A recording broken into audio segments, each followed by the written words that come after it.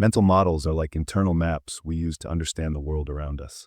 They simplify the complexity of reality, allowing us to make decisions more quickly. Think of them as mental tools that help organize information and see problems from different angles. For example, imagine a public square. For an architect, it may be seen as a space designed to accommodate people. For a psychologist, it is a place for social interaction. For an economist, it may represent a public resource that needs maintenance and generates value for the community. Each perspective reflects a different mental model, guiding how each professional analyzes and acts in the same situation.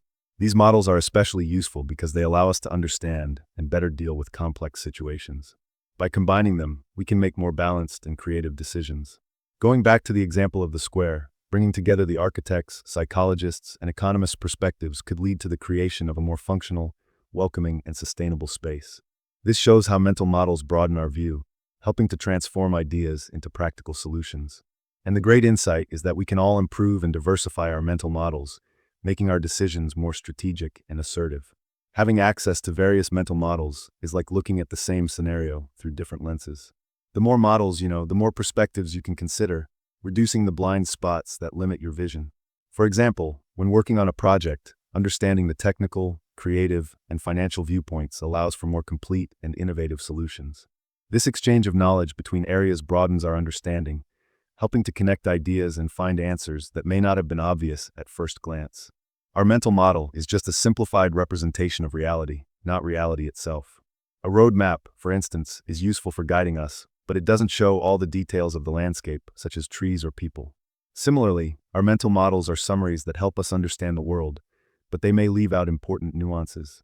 That's why it is crucial to be aware of their limitations and be willing to adjust the map when necessary. Understanding your circle of competence is like knowing how to navigate familiar terrain. You can move forward with confidence because you understand the risks and opportunities.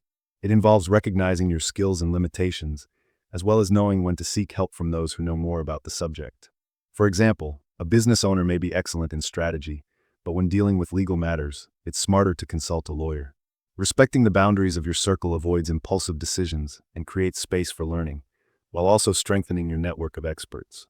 Second-order thinking, on the other hand, invites us to go beyond immediate consequences and reflect on long-term effects. It's like playing chess.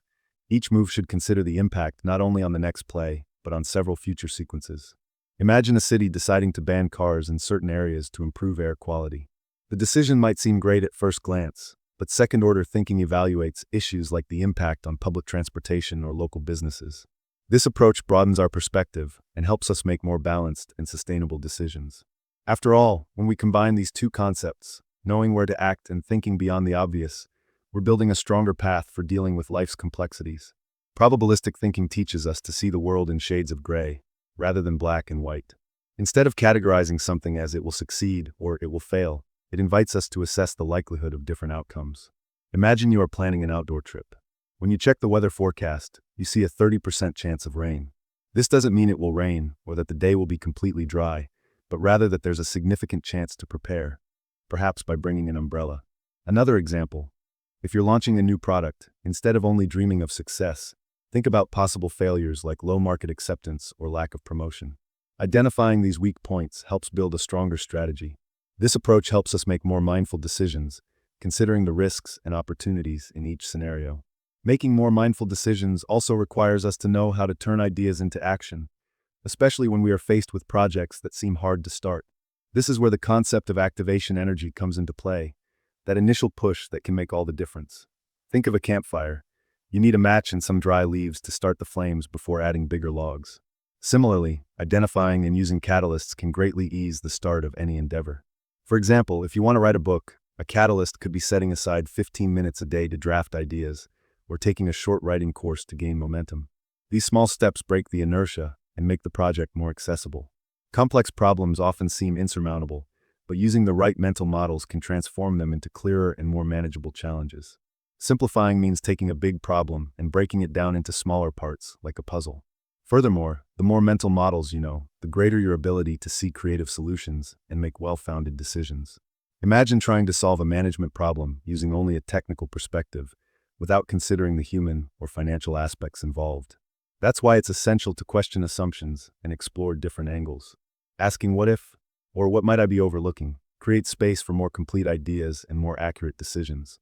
Acquiring and applying mental models is a journey that begins with curiosity and the willingness to learn beyond your comfort zone. Continuous learning is key to expanding your repertoire.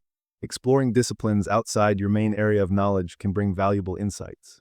For example, an entrepreneur might learn basic principles of psychology to better understand consumer behavior, or economic concepts to make more strategic decisions. The more you diversify your sources of knowledge, the more tools you'll have to analyze complex situations creatively. Regular practice is what turns theory into skill. Applying mental models in everyday situations, even in simple ones, helps reinforce the concepts. Imagine using the second-order thinking model when planning a posting schedule for a YouTube channel. You don't just think about the immediate impact of the video, but also how it might influence long-term engagement. Over time, this habit of thinking more structurally becomes automatic, making decisions easier in any context. Another essential step is collaboration. Sharing perspectives with people from different fields enriches your view and brings ideas you might never have considered on your own. For example, when discussing a video script, hearing a designer's opinion can help align the visual with the message, while talking to a marketing expert can reveal strategies to expand the reach. This exchange of experiences not only strengthens the models you already know, but also introduces new ones that could transform your approach. Finally, critical reflection is what consolidates learning. Analyze the results of your decisions and ask yourself what worked well and what could be improved. Adjusting the use of mental models is like calibrating a compass. It increases your efficiency with each application. The great advantage is that by combining learning, practice, collaboration, and reflection, you not only enhance your skills but also build a versatile repertoire to face ever greater challenges. And for more content that can make you better, subscribe to my channel. Thank you for watching, and see you next time.